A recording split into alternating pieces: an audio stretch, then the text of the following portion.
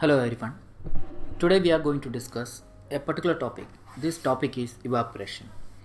We all know about evaporation. Evaporation is a natural phenomena which we can see in everyday life.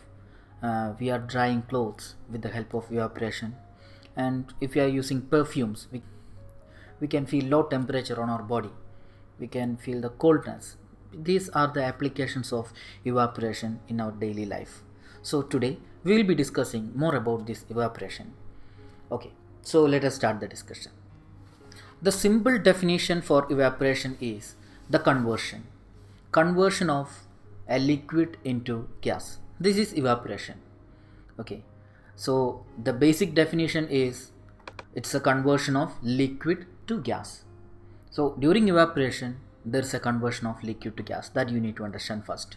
Okay, so here we are going to consider a liquid. Here you can see this blue color part is liquid and there are particles inside the liquids. These yellow circles are representing the liquid particles. And as we all know, the particles are having force of attraction between them. They are attracting each other. So here you can see this particle is attracting from everywhere, all the four sides. This particle is also getting attracted from all the four sides. So it's balanced condition. Okay, all the particles are in balanced condition. They are at equilibrium.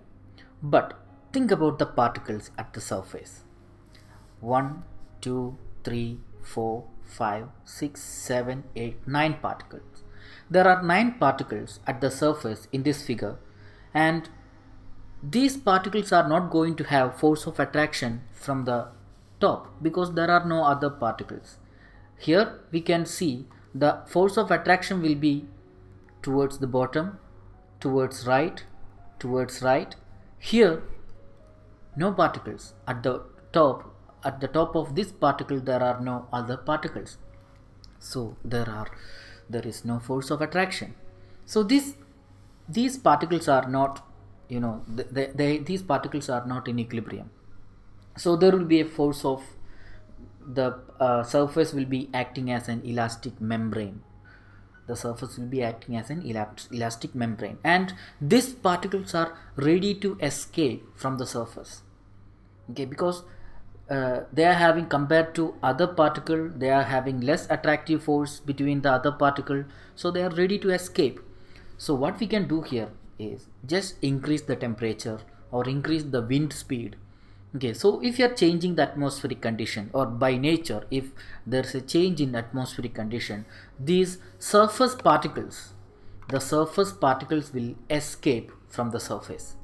This phenomenon is known as evaporation. So evaporation is taking place only on the surface. Okay, so this phenomenon is evaporation. This is entirely different from boiling. Okay, evaporation is a surface phenomenon. Okay, evaporation is a surface phenomenon, and we can write the definition in this manner. The particles on the surface are loosely bound with the liquid. So if the surface particles are getting enough kinetic energy, they will escape from the surface. This phenomenon is known as evaporation. I hope you got a clear idea about evaporation. In the next class we are going to discuss the factors affecting evaporation. Thanks for watching.